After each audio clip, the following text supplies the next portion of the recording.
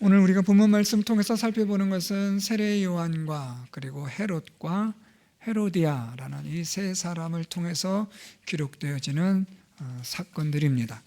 한 몇 주간 동안 우리가 이 본문들을 살펴보려고 하는데요. 오늘은 그 첫 번째 시간으로 헤롯과 그리고 헤로디아 그리고 세례 요한이라는 세 사람의 특징들에 대해서 살펴보고, 다음 시간에는 이제 일어나는 사건들을 살펴보려고 합니다. 오늘 본문에 대해서 마가는 아주 의도적으로 오늘 이 세례 요한이 죽임당한 사건을 오늘 본문에 배치했습니다. 우리가 마태복음이나 마가복음이나 누가복음 또 요한복음은 하나님께서 주신 성령의 감동을 따라 기록되어진 하나님의 말씀인데요, 하나님의 감동하심을 따라서 하나님이 그 저자의 그 의도를 성령께서 이끄셔서 하나님께서 말씀하고 싶어 하시는 부분들을 그렇게 강조하십니다. 그래서 마태복음은 마태복음대로, 마가복음은 마가복음대로, 또 누가복음은 누가복음대로의 나름대로의 강조점, 또 하나님께서 말씀하고 싶어하는 부분들이 기록이 되는데, 오늘 본문에서 이 세례 요한의 사건이 예수님이 제자들을 전도 여행을 보내신 이후에 오늘 본문이 기록되어진 것으로, 그리고 나서 이 본문 이후로 다시 제자들이 예수님께 돌아와서 자기들이 전도 여행을 갔다 온 것을 보고하는 그런 본문의 구조 속에 있습니다. 그래서 여러분, 우리는 이런 생각을 할 수 있습니다. 왜 마가는 세례 요한의 죽음의 사건을 예수님의 제자들이 전도 여행을 떠나고 돌아오는 그 중간의 과정에 왜 이 본문을 기록했을까라는 겁니다. 그러니까 이 세례 요한의 죽음에 관한 이 사건이 예수께서 제자들을 보내시고 전도 여행을 다녀온 이 제자들의 보고 속에 세례 요한의 죽음의 사건이 쓱 들어옴으로써 마가는 하나님은 무엇을 말씀하고자 하시는가, 우리가 이걸 먼저 살펴볼 필요가 있는 겁니다. 예수께서 제자들을 보내시면서 이 제자들이 복음을 전하고 회개하라 라고 하는 이 말씀들을 전할 때에 이 제자들을 환영하고 영접하는 자들이 있는가 하면 그렇지 않은 다수의 사람들이 있음에 대하여 예수님은 말씀을 하셨습니다. 그러면서 오늘 이 세례 요한의 죽임당한 사건이 기록이 된 거죠. 다시 말하면 우리가 복음을 이야기하고 하나님의 말씀을 이야기할 때 이 말씀을 받아들이고 영접하는 자들이 있는가 하면은 복음에 대해서 대적하고 원수처럼 여겨 세례 요한과 같이 죽임을 당하는 일들도 있다는 것을 말씀해 주고 있는 겁니다.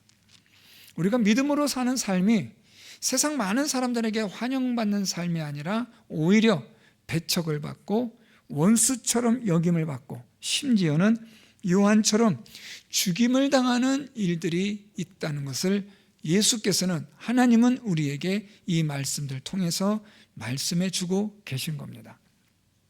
그렇기 때문에 우리가 믿음의 삶을 살아가는 이 일에 있어서, 복음으로 살아가는 성도들에게 있어서 오늘 우리가 어떤 삶을 살아가야 할 것이냐라는 이 문제를 우리에게 던지고 있는 겁니다. 사실 마가는 세례 요한의 죽음 이후에 어떤 것도 언급하지 않습니다. 우리가 마지막 시간에 살펴보겠지만 이 마지막 29절에 보면 요한의 제자들이 듣고 와서 와서 시체를 가져다가 장사하니라. 이것으로 그냥 요한의 죽음에 관한 사건은 마무리됩니다.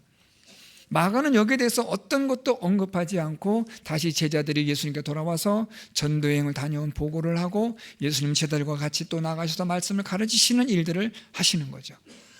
그러면 오늘 이 본문을 통해서 마가는 우리에게 무엇을 말하고 있냐면, 자, 그러면 너희들은 어떻게 살 것이냐, 복음으로 살 것이냐, 그렇지 않을 것이냐에 대해서 우리에게 묻고 있는 겁니다.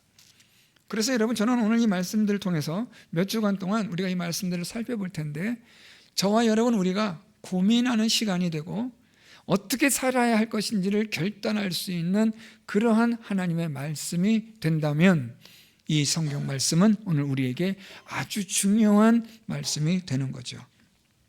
자, 그런 관점에서 오늘 이제 우리 본문을 살펴보는데, 오늘 본문은 먼저 요한을 살펴보고, 그리고 요한과 정반대의 대척점에 있는 헤로디아를 살펴보고, 그리고 오늘 저와 여러분 우리가 중요하게 다룰 헤롯이라는 인물을 살펴보려고 합니다.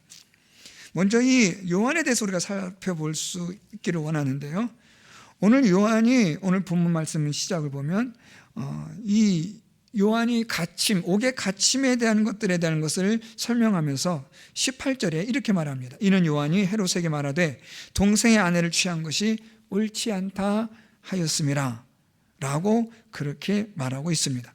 그러면서 17절은 18절 세례 요한이 헤롯에게 말한 이유를 설명해 주고 있는 거죠.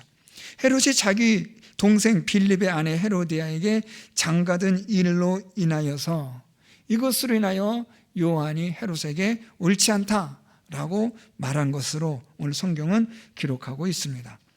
자, 여러분 여기서 우리가 오늘 본문 제목과 같이 옳지 않다라고 말한 이 요한의 말씀을 우리가 생각해 봐야 하는데요, 요한은 자기의 관점에서 또는 자기 생각, 경험 이런 것들을 가지고 옳지 않다 그렇게 말한 게 아닙니다.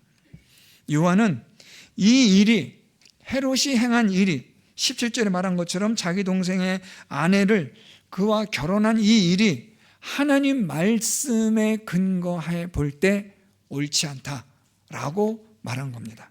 다시 말하면 이 요한은 헤롯에게 당신은 하나님의 율법을 범하였다라고 말한 거죠. 헤롯은 유대인으로서 왕이지만, 분봉왕으로서 역할을 감당하고 있지만, 헤롯은 율법을 잘 알고 있는 사람입니다. 따라서 지금 요한이 옳지 않다, 지금 당신이 행한 이 일은 옳지 않다라고 말한 이 말을 들은 헤롯은 무슨 말인지를 압니다. 모세 율법에 레위기 18장 16절 말씀처럼 형제의 아내의 하체를 범하지 말라라는 이 하나님의 율법을 자기가 범한 것을 안다라는 말입니다. 이 말을 요한이 헤롯에게 말한 겁니다. 옳지 않다. 무엇에 근거해서요? 하나님의 말씀에 비추어 볼 때 당신은 이 일은 옳지 않습니다 라고 말했다는 거예요. 자, 여러분 여기서 우리가 하나 생각해 볼 수 있는 것이 있는데, 그 사람이 어떤 사람이든지 간에 평범한 사람이라고 예를 들었을 때 그 사람이 하는 일이 옳지 않음에 대해서, 이것은 자기의 생각이나 이런 걸 떠나 하나님의 원리와 원칙에 따른 이 말씀에 비춰볼 때 옳지 않음에 대해서 우리가 옳지 않다라고 말한다는 게 쉽습니까? 어렵습니까? 어렵습니다. 무엇보다도 유불리를 떠나 그 사람과 나와의 관계를 생각해 볼 때에 우리는 이 말하는 게 쉽지 않은 거예요.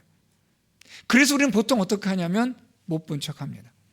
그냥 모르겠다 하고 고개를 돌리고 마는 거죠. 이렇게 말하는 게 그만큼 어렵다는 이야기예요. 그런데 오늘 이 요한은 헤롯에게 당신이 행한 일이 옳지 않다라고 말했다는 거죠. 그것도 상대방이 누굽니까? 유대를 다스리는, 예루살렘을 다스리는 왕에게 당신이 행한 이 일이 옳지 않습니다, 이렇게 말했다는 거예요.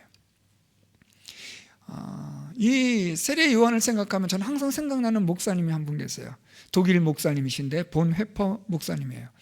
2차 대전 때 히틀러의 이 나치의 그 사상이 전 독일을 다 휩쓸었어요. 그래서 그 당시에 히틀러는 독일에게 있어서는 우상이에요. 신적인 존재예요. 모든 독일 사람들이 광분하고 히틀러를 신처럼 추앙하고 섬기며, 당시 독일에 있던 대다수의 많은 교회들도 히틀러를 지지했어요. 수많은 살육이 일어나고 많은 사람들이 죽임을 당하는 그 전쟁에 대해서 합당성을, 정당성을 독일 교회들이 다 인정해버린 거예요. 그런데 이 보네포가 속한 고백교회 같은 이 소수의 사람들은, 목사님들은 옳지 않다는 거죠. 이것은 성경에 어긋난다는 거죠. 이것은 하나님 말씀에 위배된다는 거예요. 결국 이 보네포 목사님은 히틀러의 눈밖에 나게 되고 감옥에 갇혔다가 2차 대전이 끝날 쯤에 제일 먼저 죽임을 당한 사람들 중에 한 사람이 보네포 목사님이에요.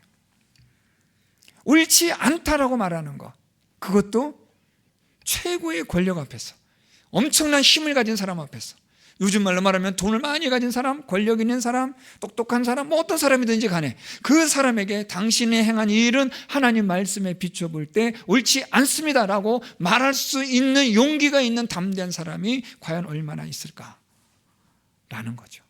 오늘 이 세례 요한은 바로 그런 사람이었다는 거예요. 그래서 여러분, 이 세례 요한에 대해서 이 헤롯의 반응이 좀 중요한데요. 우리 20절 말씀 볼까요? 20절 말씀 보면 헤롯이 요한을 의롭고 거룩한 사람으로 알고 두려워했다 라고 말해요. 자, 여러분, 여기서 이게 중요한 것이 있는데 헤롯이 요한을 의롭고 거룩한 사람으로 알았다라는 거예요. 의롭고 거룩한 사람으로 알았다라는 이 말은 이 헤롯이 이 세례 요한은 자기가 무슨 말에도 듣지 않는, 소위 헤롯도 두려워하지 않는 사람이라는 것을 알았다는 거죠. 이 요한이라는 이 사람은 나를 두려워하지 않고 나를 무서워하지 않는 사람이야 라고 이 헤롯은 생각하고 오히려 헤롯이 요한을 두려워하는 거예요. 역설인데요, 우리가 세상을 두려워하면 여러분, 세상은 우리를 무시합니다. 당연한 거죠. 여러분, 두려워하는 자를 두려워할 필요가 있나요? 없잖아요. 그런데 하나님을 믿는 사람들이 세상을 두려워하지 않으면 세상은 하나님을 믿는 사람, 세상을 두려워하지 않는 사람을 두려워하는 거예요. 우리가 세상을 두려워하면 두려워할수록 세상은 우리를 무시합니다. 아주 깜도 안 되는 거예요. 뭐 저런 게 다 있어 하는 거죠. 오늘 이 세례 요한에 대해서 헤롯은 세례 요한을 어떻게 생각했냐면 두려워했다는 거예요. 왜요? 저 사람은 의롭고 거룩한 사람이야. 이 말은 다른 말로 말하면 저 사람은 세상에 속한 사람이 아니야. 세상에 어떤 것도 두려워하거나 무서워하는 사람이 아니야 라고 여겼다는 거죠. 이것이 여러분, 오늘 저와 여러분 우리에게 우리가 어떤 삶을 살아가야 하느냐에 대한 아주 중요한 원리를 제공해 주고 있는 거예요. 그래서 이 세례 요한은 헤롯에 대하여 당신이 옳지 않습니다 라고 말하는 거예요. 여러분, 여기도 우리가 좀 생각해 볼 필요가 있어요.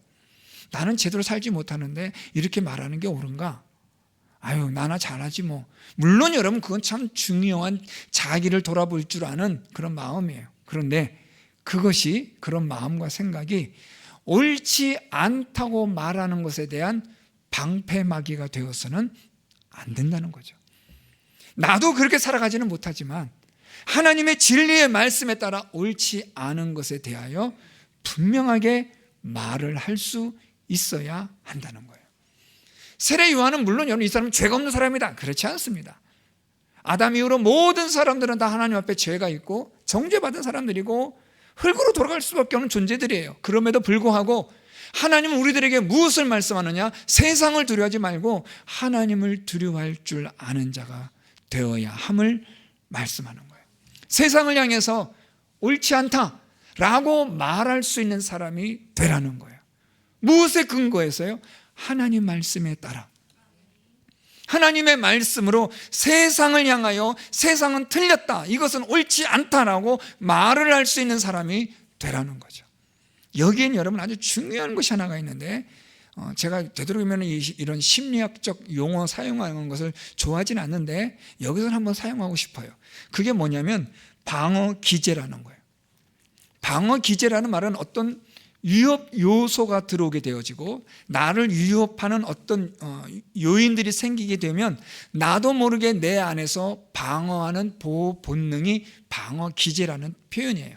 그래서 심리학적으로 이런 말을 많이 하는데 오늘 이 세례 요한에게는 무엇이 있었냐면 이런 방어 기제가 있었다는 거예요.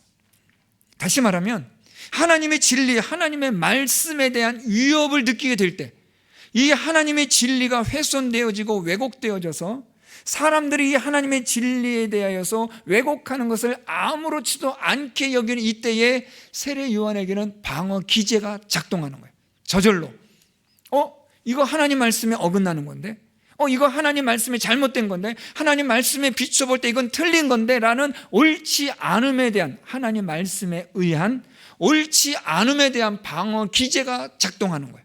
무엇을 보호하기 위해서요? 하나님의 진리를 보호하기 위해서, 하나님의 진리를 지켜내기 위한 방어 기제가 세례 요한에게 있었다는 거예요.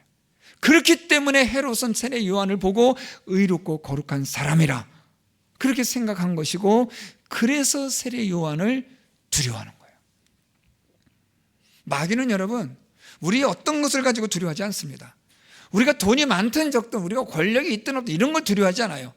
마귀가 우리를 두려워하는 것은 하나가 있는데, 그것이 바로 하나님의 진리의 말씀을 붙들고 있을 때, 하나님의 진리의 말씀을 붙잡고 순종하며 살아가려고 할 때 마귀는 그것을 두려워하고 무서워하는 거예요. 세례 요한은 하나님 말씀에 대한, 하나님의 진리에 대한 방어 기제가 있는 사람이었기 때문에 헤롯이 행한 일을 보고 이거 옳지 않은데, 이거 틀린 건데, 하나님의 진리를 지켜내기 위한 사명감을 가지고 이것을 말할 수 있는 사람이었다라는 겁니다. 저는 우리 성도 여러분들이 세상 사람들로부터, 지금 이 세례 요한이 누구로부터 듣는 거예요? 교인들로부터 듣는 이야기가 아니잖아요. 세상의 권력을 가진 사람, 세상 사람들로부터 의롭고 거룩한 사람이라 여겨 우리를 두려워할 줄 아는 그런 믿음으로 살아가는 우리 성도 여러분들이 되기를 바랍니다.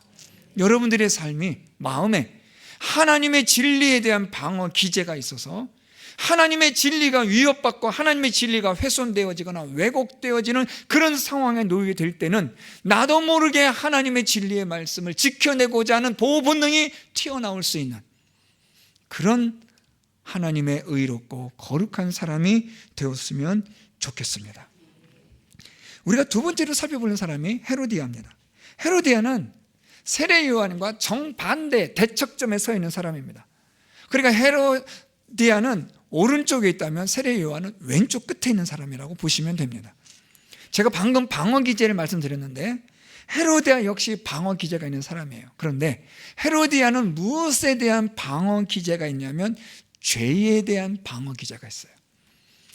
자기가 행한 죄의 행동에 대해서 이것이 옳지 않다고 말한 세례 요한의 그 말에 대해서 헤로디아는 방어 기제가 등장한 거예요. 내 이 행동에 대해서 저것이 나를 공격해 하고 헤로디아는 자기를 방어하는 거죠.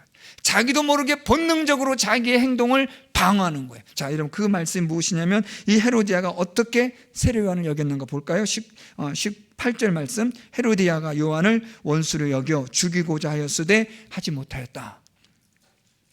헤로디아에게도 역시 마찬가지로 방어 기제가 있어요. 그 방어 기제는 죄로 인하여 자기의 이 죄악된 행동들이 멈추게 되어지고 지속되지 못하게 되어지는 이것을 멈추게 하는 거예요. 방어하는 거예요. 다시 말하면 내가 죄를 짓는 일에, 내 이 욕심대로 살아가는 일에, 내 이 육체적인 어떤 욕망을 위해서 내가 살아가고 있는데 이것을 지금 방해하는 세례 요한에 대해서 이 헤로디아는 방어 기제하는 거예요. 자기의 죄성을 지켜내려고 하는 거죠. 그러니까 이 헤로디아가 이 요한을 어떻게 여긴다고요? 원수로 여겼다. 자, 원수로 여겼을 뿐만 아니라 어떻게 해요? 죽이고자 하였다라고 말해요. 그래서 이 죽이고자 하였다라는 이 헬라어의 정확한 의미는 죽이는 일을 계획했다라는 거예요. 그리고 이것을 우리가 다음 시간에 보겠지만 기가 막힌 타이밍을 잡아서 요한을 죽여요. 그러니까 여러분, 이 헤로디아가 뜬금없이다가 요한 죽여라 이게 아니라 철저히 준비하며 기회를 보고 있던 사람이었다라는 거예요. 왜요? 헤로디아에게도 마찬가지로 방어 기제가 있는 거예요. 죄를 짓는 것에 대한, 죄를 지켜내기 위한, 죄악된 삶을 살아가기 위한 방어 기제가 헤로디아에게 있는 거예요. 그래서 이 세례 요한과 헤로디아는 대척점에 서 있는 거예요. 서로가 서로에 대해서, 한 사람은 하나님의 진리에 대한 방어 기제가 있는 사람, 한 사람은 죄에 대하여 방어 기제가 있는 사람으로 지금 충돌하는 거예요. 자, 그런데 여기서 아주 재밌는 흥미로운 사건이 등장해요. 헤로디아가 요한을 죽이려고 계획을 세우고 음모를 짜고 있는 가운데도 오늘 말씀 보면 마지막 이 19절 하반절에 보면 하지 못했다라고 말해요. 계획을 세웠는데, 음모를 꾸미고 있는데 하지 못했다. 여러분, 헤로디아의 권력은 엄청납니다. 사실 헤롯은 꼭두각시예요. 요한을 옥에까지 가두게 할 수 있었던 사람도 사실은 헤로디아입니다. 헤롯은 이렇게까지 하고 싶지는 않아요. 그런데 헤로디아의 청에 의해서 어쩔 수 없이 이 요한을 옥에 가둬요. 우리가 이 말씀 보면 17절 하반절 말씀 보면 이 여자를 위하여 사람을 보내요. 요한을 잡아 옥에 가두었으니 헤로디아에게 장가든 고로 이 여자를 위하여 요한을 옥에 가두었다라고 말하고 있어요. 자, 이러한 이 헤롯의 행동은 철저히 헤로디아의 계산에 의해서 놀아나고 있는 거예요. 자, 그만큼 이 헤로디아는 아주 막강한 힘을 가지고 있는 거예요. 그 누구도 헤로디아의 눈밖에 났다가는 그냥 죽는 거죠. 자, 그런데 말입니다. 이런 막강한 힘을 가지고 있는 이 헤로디아지만 하지 못했다라는 의외의 일들이 생기는 거예요. 아니, 왜 헤로디아가 못 죽여요? 세례 요한을 죽이면 얼마든지 죽일 수 있는데, 물론 나중에 죽게 되지만 지금 당장 죽이는 수도 있는데 못 죽이는 거예요. 자, 여러분, 여기서 하지 못하다라는 이 헬라어 단어가 좀 중요한 거예요. 우리는 그냥 하지 못하다라고 말하고 있지만 이 단어를 조금 더 정확하게 이 원어적 의미를 보면 몇 가지 뜻이 있어요. 첫째는 능력이 없다. 능력이 없다는 거예요. 이 말이 안 돼요. 헤로디아는 힘이 있거든요. 권력이 있어요. 그런데 능력이 없다. 하지 못했다라는 말은 능력이 없다라는 뜻이 있어요. 또 하나는 기회가 없다라는 뜻도 있어요. 이건 좀 이해가 돼요. 기회가 없다? 왜 기회가 없을까요? 어쨌든 그래서 이해가 돼요. 세 번째 뜻이 하나가 있는데 이게 좀 중요해요. 허락되지 않았다. 아니, 헤로디아가 누구한테 허락을 받아요? 지 마음대로 살아가는 사람인데, 자기 마음대로 헤롯도 쥐락펴락하는 사람인데 누구로부터 허락을 받지 못해요. 그래서 세례 요한을 못 죽인다는 거예요. 자, 여러분, 제가 뭐 질문 아닌 질문을 드릴게요. 아니, 헤로디아가 요한을 죽이는데 허락받지 못해서 죽이지 못했다. 누구로부터의 허락일까요? 하나님으로부터. 이 말은 헤로디아가 기도해서 세례 요한 죽였다는 얘기가 아니라 하나님이 헤로디아가 지금 세례 요한을 죽이는 일을 하나님이 허락하지 않으셨다라는 거예요. 아무리 헤로디아가 뭐 날아다니고 뛰어다니고 기고해도 하나님이 허락하지 않으시면 할 수가 없는 거예요. 제 아무리 최고의 권력자라 할지라도 헤로디아도 속수무책인 거예요. 언제까지요? 사명이 끝나기까지는. 저는 여러분 이 말씀을 준비하면서 여러 가지 생각이 좀 많이 들었어요. 그러면서도 제 마음속에 아주 강한 뭐라 형용할 수 없는 무언가의 힘을 느끼는데, 사명이 끝나기까지는, 하나님 주신 사명, 그것을 마치기까지는 하나님이 철저하게 지키시고 보호하신다라는 믿음입니다. 어떤 어려움 가운데 있다 할지라도 그 사명을 하나님 주셨고 그 사명을 하나님이 허락하신 사명이라고 한다면 그것을 마치기까지는 하나님이 철저하게 지켜내시고 보호해 주신다는 거죠. 그렇기 때문에 어떤 형편과 상황에서도 우리는 포기했다 할지라도, 나는 그냥 이제 끝났다라고 여길지라도 하나님의 사명이 끝나지 않았다면 하나님은 여전히 우리를 붙들고 계시는 줄 믿습니다. 그래서 여러분, 우리는 사명이 있는 자의 삶을 살아야 돼요. 뭐 미리 결론부터 말씀드리면, 여러분, 저나 여러분 우리의 사명이 뭘까요? 그건 다른 게 아니라 진리의 말씀을 듣고 그 말씀을 깨달아 믿음으로 살아가는 것이 저와 여러분 우리의 사명입니다. 진리 안에 거하고 진리를 따라 살아가며 영원한 생명을 얻기 위하여 이 땅에서, 이 세상에서, 죄악된 세상에서 싸워나가는 의롭고 거룩한 사람으로 인정받고 세상 사람들이 두려워할 줄 아는 하나님의 사람으로 살아가는 사명, 세상을 향하여 이건 옳지 않아, 이건 하나님 말씀에 위배되는 거야, 이거는 틀린 거야, 이거는 하나님의 진리에서 위배되는 일들이야 라고 말할 수 있는 그 사명을 우리가 감당하기까지 하나님은 우리를 지켜주시고 보호하여 주실 줄 믿습니다. 자, 이제 마지막 우리가 보게 될 사람이 헤롯입니다. 이 헤롯이 사실 오늘 본문의 주제이기도 해요. 제가 다루고 싶은 아주 중요한 주제입니다. 왜냐하면 이 세례 요한이나 헤로디아는 이미 뭐 우리가 불 보듯이 뻔한, 소위 요즘 말로 말하는 답이 정해져 있는 거잖아요. 답은 정해져 있는 거니까 우리 당연히 세례 요한의 삶을 살아가야 되지 않겠어요? 헤로디아의 삶은 우리 멀리하고 당연히 우리는 세례 요한과 같은 의롭고 거룩한 사람으로 세상에 두려워할 줄 아는 사람, 하나님의 말씀, 하나님의 진리에 대한 방어 기제를 갖는 사람, 당연히 우리 그렇게 살아가야 된다는 거잖아요. 그러니까 이거는 우리가 불보듯이 뻔한 일이니까 헤로디아냐 세례 요한이냐 하면 여러분 우리 당연히 세례 요한하고 우리 다 한 표 주는 거 전혀 어렵지 않잖아요. 자, 그런데 말입니다. 이 헤롯이라는 이 인물이 골치 아파요. 왜냐하면 미리 말씀드린다면 이 헤롯은 헤로디아처럼 되어가는 과정에 있는 사람이에요. 아직은 헤로디아는 아니에요. 아직은 하나님의 진리를 대적하거나 원수처럼 여기기까지는 가지 않았어요. 그래서 하나님의 진리를 대적하여서 죽이려고 계획하거나 음모를 짜는 그런 수준까지 가진 않았지만 이 헤롯도 점점 헤로디아처럼 되어져 가는 과정 중에 있기 때문에 우리가 주목하셔야 돼요. 또 이 교회 예배실 안에, 이 교회 공동체 안에 헤로디아보다는 헤롯과 같은 유형의 사람들이 훨씬 많죠. 헤로디아와 같은 사람은 사실 교회 밖에 있는 경우가 더 많고요. 교회 안에는 주로 헤롯과 같은 사람들이 다수이고 아주 소수의 세례 요한과 같은 사람들이 있을 것이라 생각이 됩니다. 자, 그러면 이 헤롯이 어떤 인물이길래 그러냐라는 건데요. 자, 오늘 말씀 보세요. 20절 보면 이 헤롯이 요한을 의롭고 거룩한 사람으로 알고 두려워해서 보호했다라고 말해요. 이 보호하다라는 말 여러분 우리가 긍정적으로 보실 수 있는데 원래 이 보호하다라는 이 말의 뜻은 어떤 곳으로 돌아다니지 않도록 가두다라는 뜻이에요.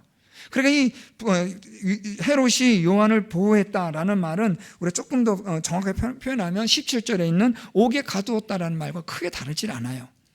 그러니까 여러분 이 보호했다라는 말은 헤롯이 긍정적인 어떤 무언가를 세례 요한에게 베풀었다 이런 의미는 아니니까 오해하지 마시고, 자, 문제는 뭐냐면 이 헤롯이 요한의 말을 들을 때에 우리 이제 20절 하반절부터 보면 요한의 말을 들을 때에 두 가지의 헤롯의 반응이 나타나요. 첫째, 번민.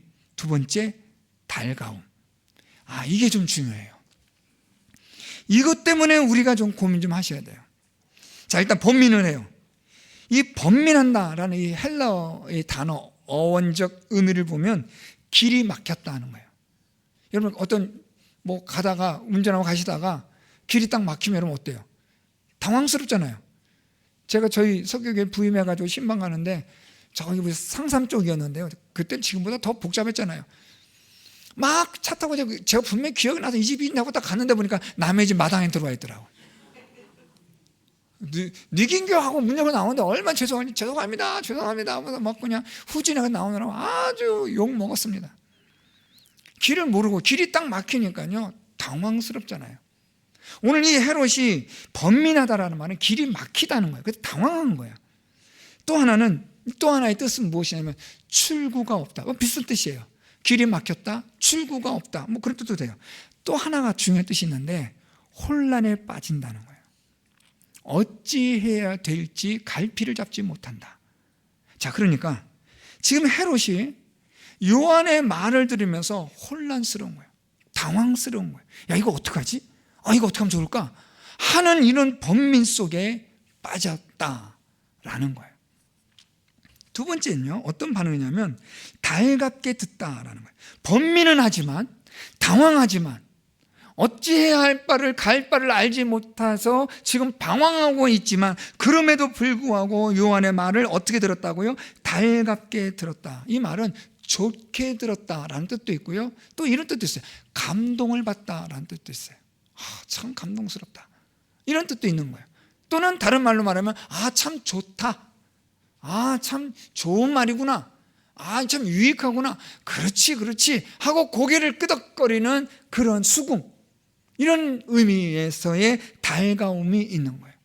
자, 그러니까 지금 이 헤롯은 요한의 말을 들으면서 한편으로는 인정이 되고 수긍이 돼요. 그렇구나, 그렇지, 맞아 하면서도 또 동시에 어떤 마음이 들어요? 그래, 난 어떻게 하지? 난 이게 더 좋은데? 난 이렇게 지금 살아가고 있는데, 난 이런 삶이 난 너무너무 행복한데, 어떡하지? 하고 당황하고 방황하는 거예요. 그러니까 지금 헤롯은 요한의 말을 들으면서 계속해서 반복 회로를 돌리는 거예요. 너무 좋은데, 맞다, 그렇구나, 그렇지, 아멘 하고 돌아서서는 방황하는 거예요. 어떡하지? 근데 난 이렇게 살고 있는데, 난 이게 좋은데. 뭐가 없는 거예요? 감동은 오는데, 좋기는 한데 버리고 싶지는 않은 거죠. 회개하고 싶지는 않은 거예요.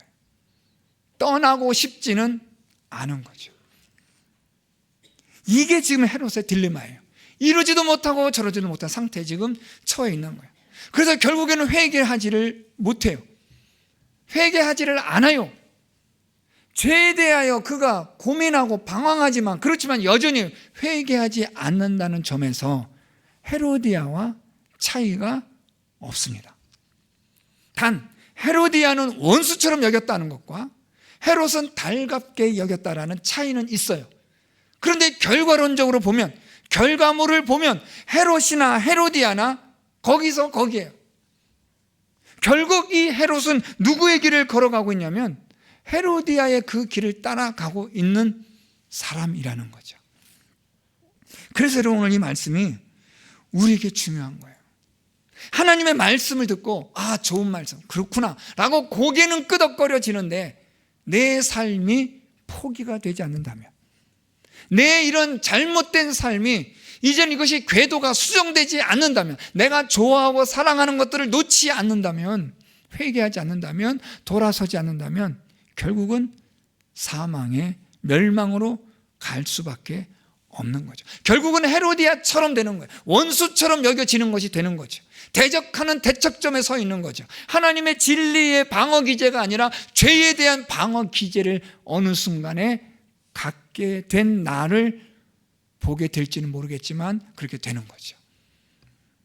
회개하지 않은 거예요. 잘못된 것을 깨닫지를 못하는 거예요. 좋은 말씀이라는 거 알아요? 그럼 누가 몰라요? 예전에 제가 전도하면 제가 교회 나오세요 하면 교회 가야죠. 좋은 말씀 듣는데 가야죠. 좋은 소리 하잖아요. 나쁜 소리 교회에서 도둑질하고 하라고 하겠어요? 가야죠. 네네. 아니, 교회는 그런 얘기 하는 데가 아니에요. 교회는 와서 회개하고 복음을 믿는 곳인데 사람들은 자꾸만 오해한다는 거예요. 좋은 소리로 끝나는 데가 교회가 아닙니다. 좋은 소리를 듣는 것으로, 그냥 윤리적인 도덕적인 강의를 듣는 것으로 끝나는 데가 교회가 아니고, 교회는, 복음은 말씀을 들음으로 죄를 뉘우치고 회개하는 곳이 교회입니다. 삶의 변화가 일어나는 곳이죠.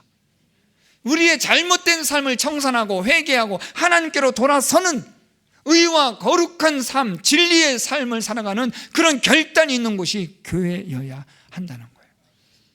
결국 세례 요한이냐 헤로디아냐라는 이 너무나 뻔한 답이 정해진 이 상황 속에서 대부분의 많은 성도들은 어디에 속해 있느냐? 헤롯과 같이 번민과 달감 속에 있는 거예요. 누가 하나님 말씀 전하면 그렇지, 좋은 말씀이야, 참 좋은 말씀이야, 나쁜 말씀이 어디 있어, 다 그래요, 막 이야기해요, 고개 끄덕거립니다. 문제는 뭐냐면 내가 사랑하는 것들은 건드리지 말라는 거예요. 왜 헤롯이 번민합니까? 내가 사랑하는 것을 내려놓기 싫으니까, 이걸 포기하고 싶지 않으니까, 그래서 번민하는 거예요. 달감과 번민이 계속되어지는 거죠.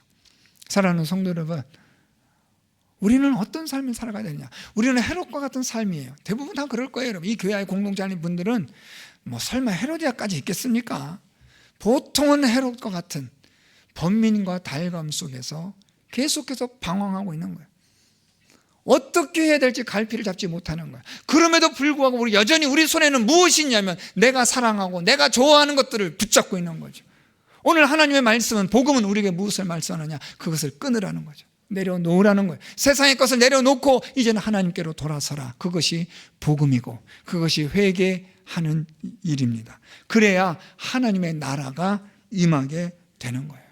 하나님의 나라가 임하게 되면 우리는 하나님의 진리, 하나님 말씀에 대한 방어 기제가 생기게 되고, 그래서 우리는 이제 하나님의 말씀으로 이건 옳지 않아 라고 말할 수 있고 행동으로 보여줄 수 있는 믿음의 사람이 될 수 있는 줄 믿습니다. 저는 우리 성도 여러분들이 하나님의 말씀으로, 하나님의 진리로 인하여 오늘 헤롯이 요한을 두렵게 여겼던 것처럼 우리가 하나님 앞에 의롭고 거룩한 자의 삶을 살아갈 수 있었으면 좋겠습니다. 하나님의 말씀이, 진리가 우리의 방어 기제가 되어서 세상을 향하여 이것은 옳지 않다라고 말할 수 있고 행동할 수 있는 그런 삶을 살아가는 우리 성도 여러분들이 되시기를 바랍니다. 더 이상 번민과 달가움 속에 방황하지 마시고 이제는 그 고리를 끊으시고, 비록 많은 어려움과 고난이 있을지라도, 박해가 있을지라도, 심지어 우리의 육신의 생명을 빼앗길 수 있다 할지라도 영원한 가치와 영원한 생명을 위하여 의롭고 거룩한 사람, 하나님의 나라가 임한 자로서의 복음을 듣고 회개하여 하나님의 말씀에 대한 진리에 대한 방어 기제를 가지고 세상을 향하여 옳지 않다라고 말할 수 있고 행동할 수 있는 그런 삶을 살아가는 우리 모든 성도 여러분들이 될 수 있기를 예수 그리스도의 이름으로 축원드립니다.